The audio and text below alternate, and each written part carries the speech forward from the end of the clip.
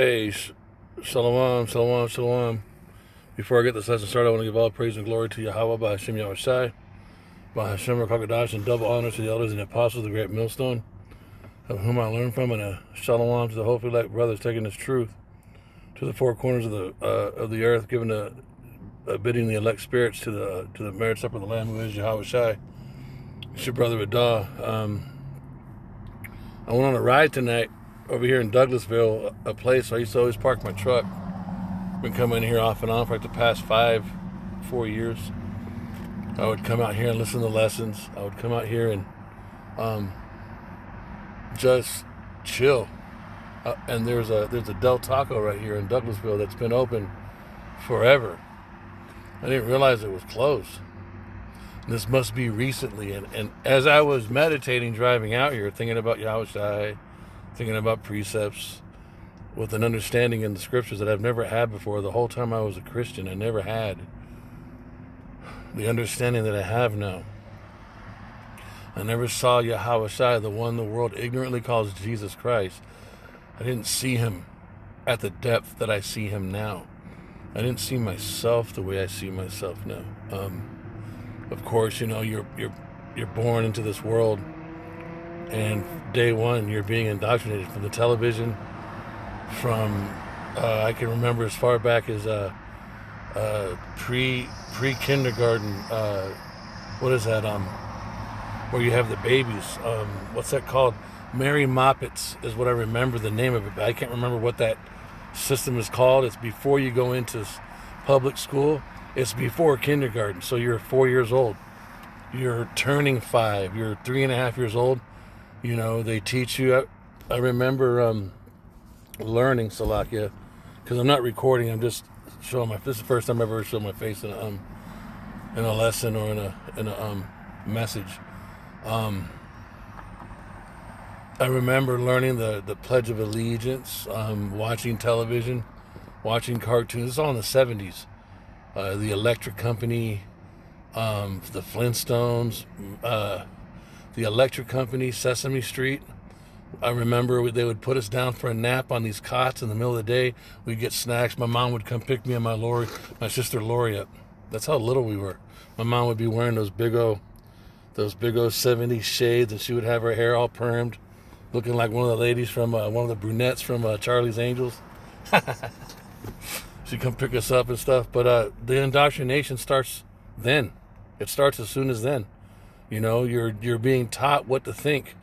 And my whole life, you know, I was the biracial child surrounded by the so-called, you know, white kids, and you just grow up like that, and that's your identity, man.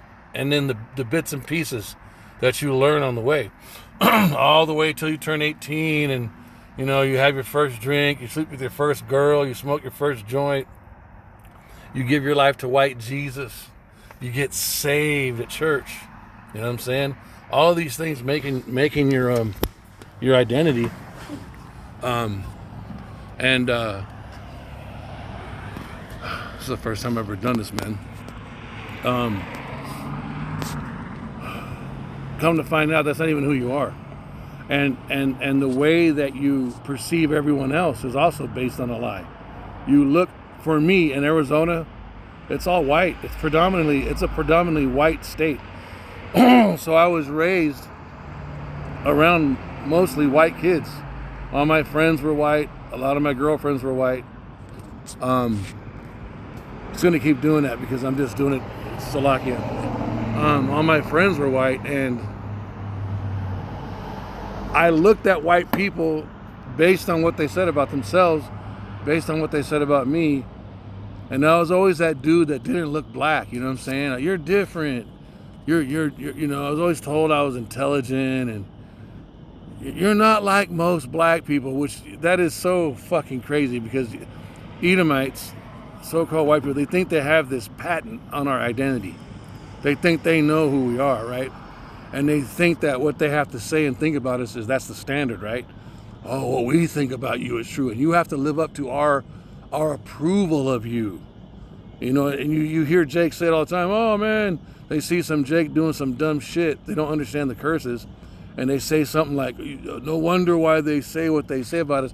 as if these fucking people are God, man. As if these fucking people are the standard for humanity, you know? Anyways, I don't want to get off on that. I'm just trying to give a glimpse into my identity completely being, you know, when you're remodeling a house, you gotta destroy it and then you gotta rebuild it back up from the foundation. This Del Taco over here has been here for years, since I've been over here in Georgia. It's closed down now. It's always been a place where I come kick it. You would see people in the parking lot eating when they would go through the drive-thru, because that Del Taco would stay open late till like 2 in the morning, 3 in the morning. It's fucking shut down permanently. It's a dead building. And I was looking at it. I was like, that motherfucker shut down? It's like, it did shut down. And as I'm thinking about Yahweh Shai and how he is reconstructing us, we're the New Jerusalem. We're the temple of the Holy Spirit. He is rebuilding us. He's setting us in order before their eyes. Meaning, we're under the curses. We're fucked up. We lost our heritage, you guys. Our sense of equilibrium was taken away from us as a form of punishment. We took a major head wound, and we forgot who we were as a people. We forgot our location, our foundation. We forgot our power, our God, and we forgot our own name. And as a result, we were reprogrammed by another race who hates us, who is actually our arch enemy in biblical prophecy, but we didn't know his true identity because he wasn't being honest about who he was. He was operating under an alias. So you got all these trauma wounds from slavery. You got all these trauma wounds and diseases and social lack of powers, the curses, empowered to fail as a punishment from Yahweh by Hashem Yahweh Shai, but we're not being told that's the reality. We're being told the reason why these things are happening to us is because our skin is black. That's what we're being told. And we're being told the reason why the so-called white man's so successful is because his skin is white. That's the lie that's in the earth. The so-called white man has what he has because he's white, and everybody else is in a fucked up predicament because they're melanated. That's the narrative. No. We lost our inheritance. We were scattered the four corners of the earth because of our adulteries, because of our transgressions. We broke a covenant.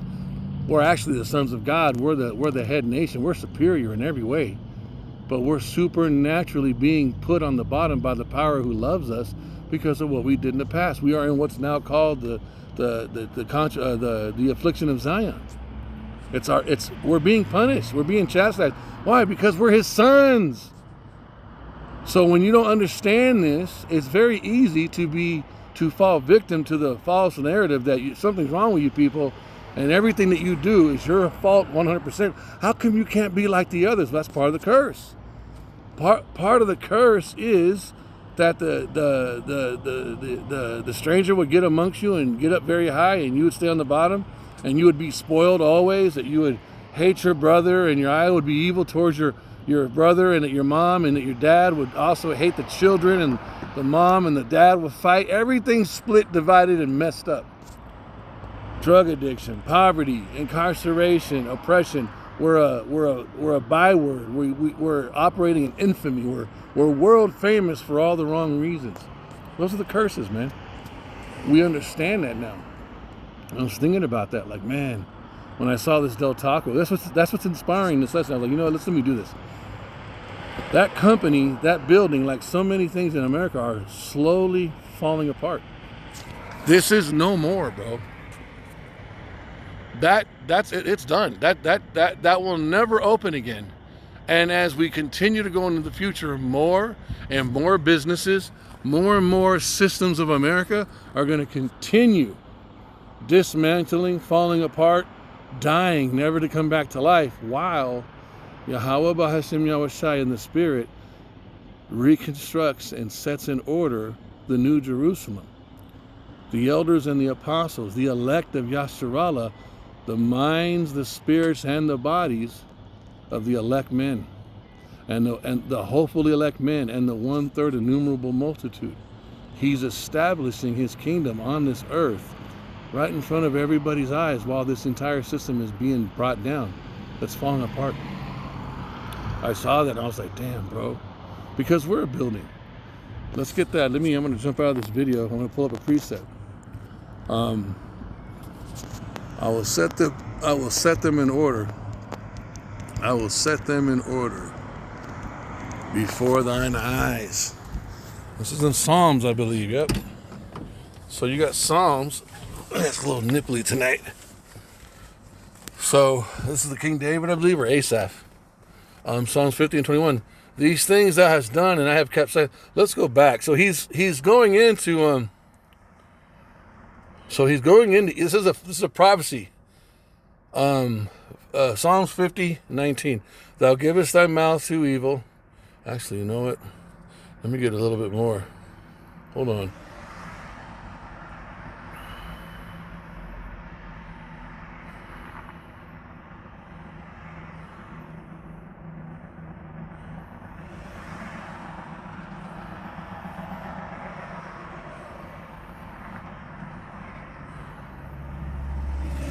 So let's start at 16.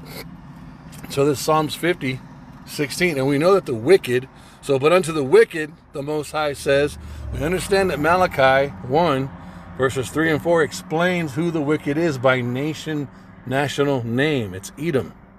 I'll pull that precept after I get done reading this. But unto the wicked, the Most High says, what hast thou to do to declare my statutes? What is this going into?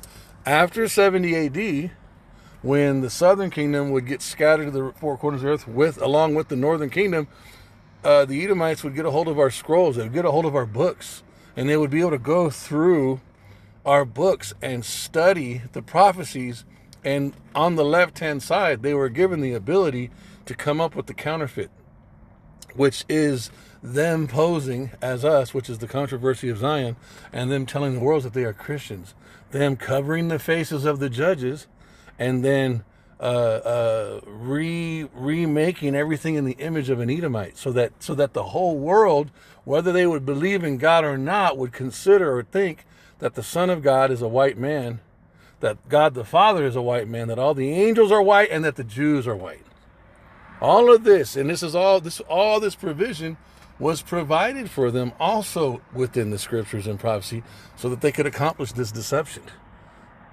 And the elect would be woken up out of all of it. So verse 16, but unto the wicked, God says, what hast thou to do to declare my statutes, or that thou shouldest take my covenant in thy mouth? 17, seeing thou hatest instruction, and casteth my words behind thee. They don't actually follow the Bible.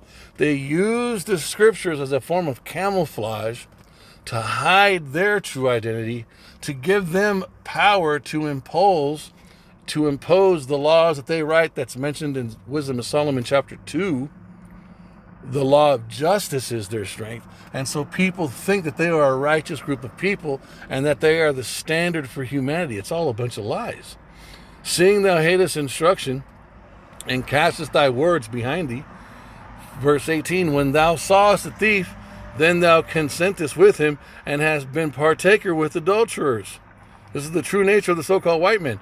Verse 19, thou givest thy mouth to evil, and thy tongue frameth deceit. And this is their entire narrative, is them lying and deceiving the whole world based on deception. But the fact that they have not told the world their true national identity, from that point on, there's nothing to talk about. If somebody introduces themselves to you, and they come into your life under a false name, and they develop an ongoing relationship with you, business, friendship, whatever, and 2-3 years goes by, and you come to find out that this person has a completely different name than what they've told you, how are you going to feel when you find that out? And then when you find out their real name, there's all kinds of criminal cases against this name. There's all kinds of like heinous crimes that this person is hiding from as they operate with you under this alias. How are you going to feel when you find out that true identity? That's the case with the so-called white man. Verse 20, thou sittest and speakest against thy brother. So Jacob and Esau and Jacob are their fraternal twin brothers. Thou slanderest thine own mother's son. Verse 21, these things hast thou done. See, this is a prophecy. This is a judgment that is predestinedly written for Esau, and now we are coming into the time for it to be imposed upon them, because now their time of rulership is over. These things thou hast done, and I kept silence. Thou thoughtest that I was altogether such as one as thyself. But I will reprove thee, and I will set them in order before thine eyes. And that setting in order is going into the elect as we are being reconstructed, you guys. Let me get that just real quick. Let me get that precept on the wicked, so people that haven't seen this can see the border of wickedness, because the Bible defines itself.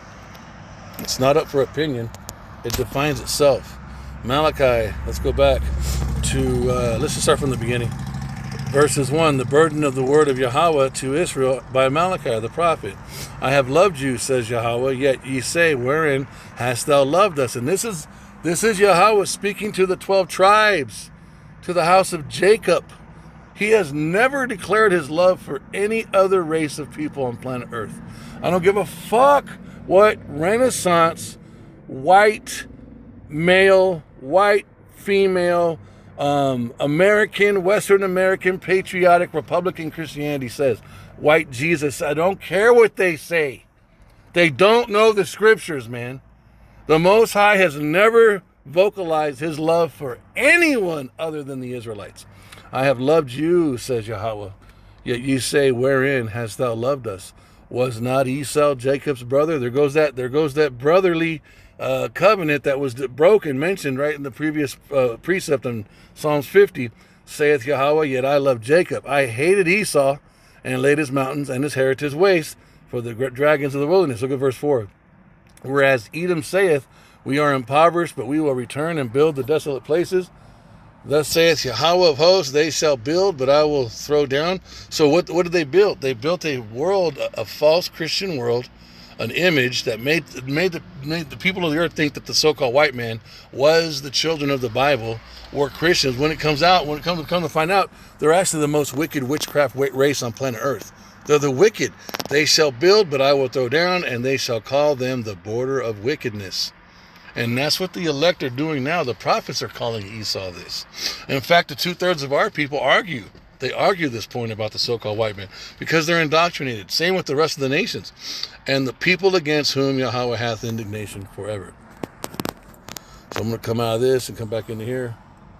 This is the first time I show my face, man. It's been I just never have. I've had this channel for about 3, almost 4 years, man. I've just never showed my face. Look at that crescent moon. You see that moon in the sky? It's crescent. Looks like a big old toenail. But yeah, man. Damn, bro. So this Taco Bell or Del Taco, no longer in business, is none other than what's happening in the earth. All the crazy shit that's happening. This country is falling apart. We're about to go into the famine. Jacob's trouble is coming. Jacob's trouble is coming. The worst time in human history is about to test and try the earth. When it's all done and said, there will be no more America. America will be nothing but a melted, burnt, smoldering lake of fire. The only people escaping America in salvation are the hopeful elect. Those that get martyred during Jacob's trouble and those that get beamed up into the chariots, the so-called UFOs, when Yahweh comes back in the fathership, the cloud the size of a mountain, to wage war against Esau, the dragon, and his armies. The war in heaven, Revelation chapter 12. That's what's coming. That's what's happening. Renaissance Western Christianity does not open up the scriptures the way that the Hebrew Israelites do. I was a Christian for 43 fucking years, man. And I never on my own, I read the Bible a lot. I never understood or even Esau. I read the Bible multiple times. I read the name of Esau. It never stuck out to me. I never heard any of the Christian greats teach on Esau. Not once. What do they talk about in Christianity? Sow a seed, pay your tithes. Sow a seed, pay your tithes, get blessed. And when you sow your seed, when you sow your financial seed, you will financially be blessed in America. That's all Christianity talks about. It's all about financial blessing. It's white supremacy, bro. because it's all about America. It's all about the other nations conforming into the image and the dress code of Western Americans. Renaissance Western Christianity never, ever, ever, ever, ever condemns any of the presidents of America. When you go into the Bible, what do you see? You see the Hebrew Israelite prophets condemning every one of the Hebrew Israelite kings. Every time a king sinned, when King David sinned with Bathsheba and Uriah, Nathan the prophet told him, you messed up, and gave him a story and told him the story, and King David got pissed off when he heard the story, and then the prophet Nathan said, you're the man, this is you, you're mad about what I'm telling you, but you're the man in the story. King David fell down and repented. All the other kings, when the prophets would tell them about their sin, would rebel and bring judgment on the nation.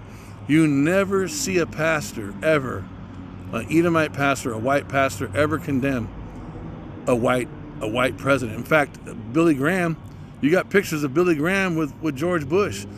What was that doing? That was an enchantment. Billy Graham's a 33rd degree Mason. All of the pastors in America were all 33rd degree Masons, sent to spread that false doctrine. The reason why none of the pastors ever dealt with any of the presidents is because that's not what it was about. It was about Christianity was set up to make the so-called white man look good, just like Hollywood. Happy Days, Gilligan's Island, all those caricatures were all set up to make Esau look like a wholesome, gentle man. Let's get this out here. All those images, all those programmed images on TV were to make Esau, Edom, look like a good, gentle, wholesome man. And every caricature of the so-called Jake, the so-called black man, the so-called Latino man, Native American man, what was it? It was to make us look like a savage. We were always the bad guy. We were always the dangerous man. And the so-called white man, Dirty Harry. Oh, I gotta save you from these thugs. Fucking wicked, bro, but that was part of the curses, man. We are being established as the house, the temple, the New Jerusalem. We're being brought back together. We're being set up in order. We're being set back in order by the Spirit in this truth. Listening to the elders and the apostles of the great millstone. Calling on the name of Yahweh by Hashem Yahweh Shai. Yahweh by Hashem Yahweh Shai. That's the east. That's why I look that way. I'm just thankful, man, that I know the truth now.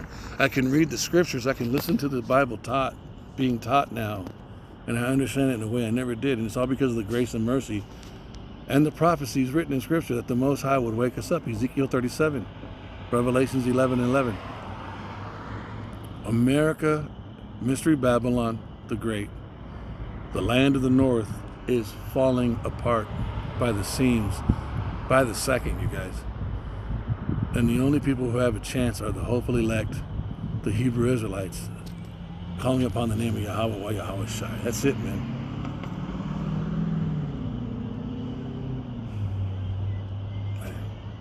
That's a trip looking at that store closed. It was just open, and now it's closed. And the reason why it's closed is because this entire country is closed. It's closing. It's closing, man. This country is falling apart, you guys. It's over, man. It's over for America. The playground that we knew of this country, running around, chasing girls, partying, making all this money, maybe making all this money, knowing people who were making a ton of money, and the careless, at ease lifestyle that we all were experiencing prior to COVID, that shit's gone, bro. Supposedly in the next couple of weeks, man, we're supposed to experience some major gas prices because of everything that's going on over there in Eastern Asia, man, with Iran. Get ready, man. We're about to enter into the worst time in human history. I'm both excited and nervous at the same time, but I'm more excited. I'm just nervous, not because I don't believe. I'm braced. I'm getting ready. I'm getting ready, man. I'm getting ready. Mentally preparing myself for the chaos that's about to come. Understanding that it's very necessary because Esau, Edom, the so-called white man, the Epstein class, has to be brought out of power. So I pray that this lesson was edifying.